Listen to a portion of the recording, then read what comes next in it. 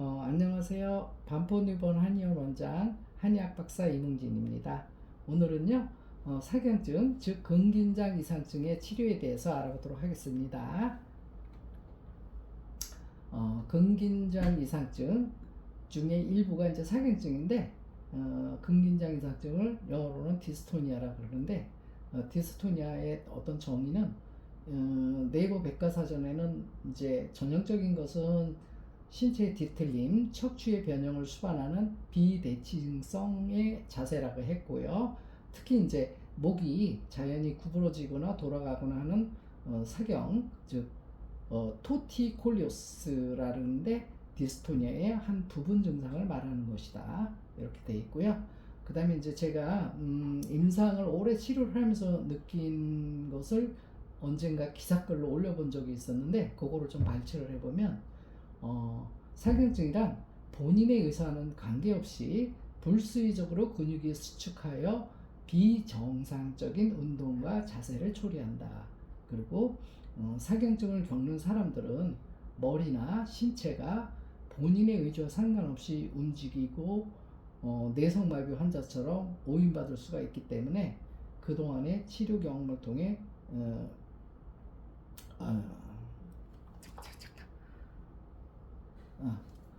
사경증을 겪는 사람들은 머리나 신체가 본인의 의지와 상관없이 움직여 뇌성마비 환자로 오해를 받는 경우도 많습니다.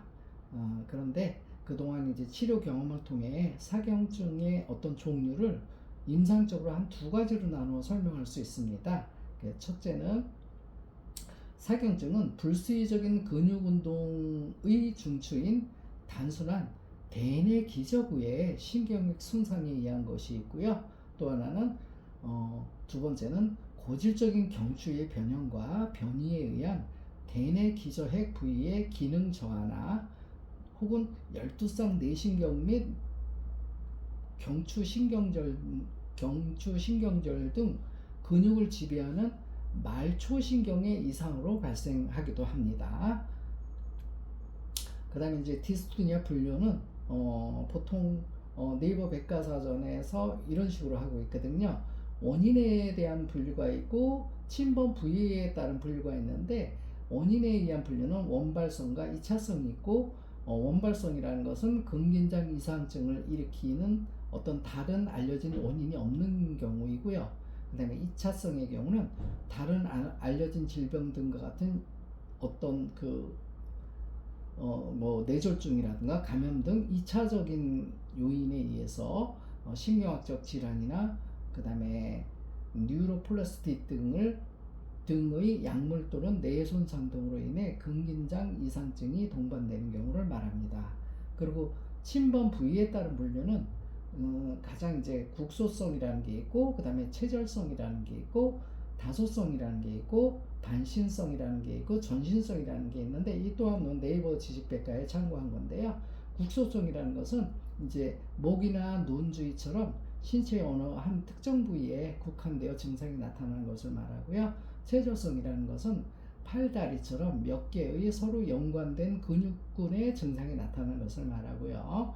그 다음에 다소성이란 해박적으로 연관이 없는 두 곳 이상의 근육에 동시에 증상이 나타나는 경우를 말하고요. 그 다음에 이제 반신성이란 반신, 즉 목의 같은 쪽 팔다리라든가 근육의 증상이 나타나는 경우를 말합니다.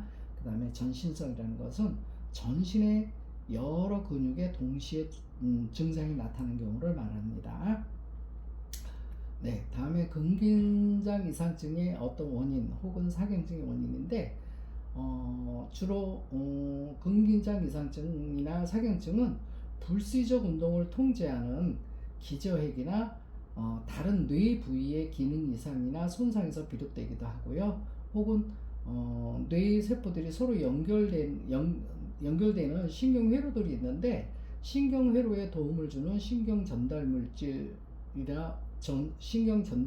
화학물질 등을 처리하는 어떤 뇌 기능 이상 때문으로 나타나기도 하고요. 또한 뇌가 정보를 처리하고 움직이는 명령 실행의 이상, 즉 뇌 기능의 불균형과 부조화로 인해서 어떤 명령 실행이 원활하게 잘 안 될 때 발생할 수 있습니다. 그래서 대부분의 경우 뇌 MRI나 다른 진단 영상을 이용해서 어떤 이상을 보이지 않는 경우도 많은데, 그동안의 많은 치료 경험에 따르면 경추나 척추 부정열이 만성적으로 진행이 되면서 변이와 변형이 장기간 방치되어 석회화 변형과 함께 고질적으로 척추가 변형되거나 변화된 경우가 되게 많습니다. 그 다음에 이제 대뇌 기저액이라는 얘기 아까 했는데, 대뇌 기저액이 어디라는가를 좀 그림으로 보여주고 싶어서 하나 집어봤고요. 참고하시고요. 그 다음에 요거는 이제 특히 사경증의 경우 이 경추 그 해박적 구조가 엄청 복잡하고 신경계, 혈관계, 근육 등 다양하게 예민하게 많이 얽혀 있거든요.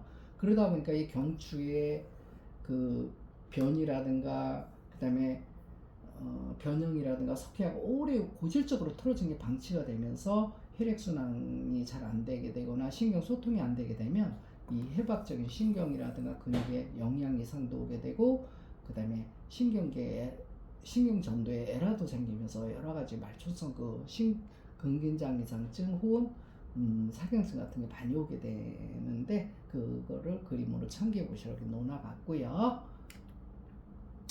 그 다음에 이제 제일 중요한 거죠. 지금 디스토니아 사경증의 현재 치료 실정을 살펴보면 일반적으로 신경 전달 차단 성분이 담긴 보톡스 주사라 그러죠. 보통 그걸로 많이 해서, 왜냐하면 신경이 의지와 상관없이 너무 긴장하고 수축하고 실룩거리다 보니까 그거를 신경이 과흥분됐다고 보고 그 신경 과흥분된 흥분파를 가라앉히기 위해서 신경 차단 성분이 든 그 보톡스 주사를 많이 활용합니다. 그 다음에 이제 복용하는 약으로는 항콜린제라든가 가바 대리물질 혹은 도파민 등이 있고요. 또 만약에 이런 보톡스라든가 어떤 콜린제 같은 이런 약물, 항우울제, 항경련제 뭐 이런 약물 치료를 잘 안 될 때는 가끔 이제 좀 그러면서도 심각한 경우에는 뇌신부 자극술이라는 그런 어떤 수술요법도 쓰는데, 보통 효과가 한 40-50% 정도의 효과율이 있다 그래요. 그래서 이상해처럼 살펴본 바와 같이 현대의학에서는 보톡스 주사, 항우울제에서는 항경련제약, 뇌신부 자극술, 또 신경차단술 등을 활용하지만 근본 대책적이라기보다는 증상 완화에 머무르는 경우가 너무 많고요. 문제가 되는 두 개의 뇌 척수 뼈들을 근본적이고도 그 다음에 또 구조적으로 바로잡아야 하는데, 그거를 간과하게 됨으로 인해서 기존 의학계는 척추뼈 자체의 고질적 변형이나 석회화 변형에 대한 어떤 명확한 해결책이 없는 실정입니다. 그러다 보니까 경추라든가 척추가 고질적으로 변형이 돼서 비정상적인 신경 흥분 전류가 발생이 되고 근육 활동에 에러가 뜨면서 작동이 되면서 불수의적으로 자꾸 떨리면서 사경증이 발생되는데, 그거에 대한 근본 대책을 치료를 제대로 하려면 일단 구조조정부터 들어가야 되는데, 그런 거는 도외시를 하고 혹은 이해력이 좀 부족하다 보니까 기존 치료의 한계를 가질 수밖에 없거든요. 그래서 저 같은 경우는 어떤 이 문제의 핵심 본질을 먼저 파악했기 때문에 정교한 경추나 전신 통합 교정과 또 석회화나 고질적인 척추뼈의 변형을 해결하는 약침 등의 병행 치료로, 혹은 또 통합적으로 저희가 한방에서 할 수 있는 침, 부항, 물리치료, 또 한약 처방까지도 함께 통합 전인 치료할 경우도 정말 많고요. 그렇게 해서 뇌척수 중추신경계의 기능을 향상시키고 바로잡아서 치료하게 되면 훨씬 더 기존의 어떤 의료계에서 넘을 수 없었던 한계를 넘는 임상 케이스를 너무 많이 확보를 하고 있습니다. 네. 그래서 제가 오늘 강조하고 싶은 거는 일단 사경증도 사실은 처음에는 자세 부정렬이라든가 혹은 경량통 뭐 약간의 그 척추 변이와 변형으로서 가볍게 진행된 거가 너무 오랫동안 방치가 되다 보니까 너무 고착적이고 고질적인 석회화 변형이라든가 이런 아주 고질적인 변형을 통해서 2차적으로 유도되는 경우들이 임상적으로 많기 때문에 저는 오늘은 바른 척추와 자세가 곧 건강과 행복의 대들보라는 메시지를 강하게 전달하면서 강의를 좀 두서없는 강의지만 들어주셔서 감사드리고요. 네, 첫 바른 생활과 바른 척추를 잘 유지함으로 해서 건강하고 행복한 사람들이 되시기를 바라봅니다. 감사합니다.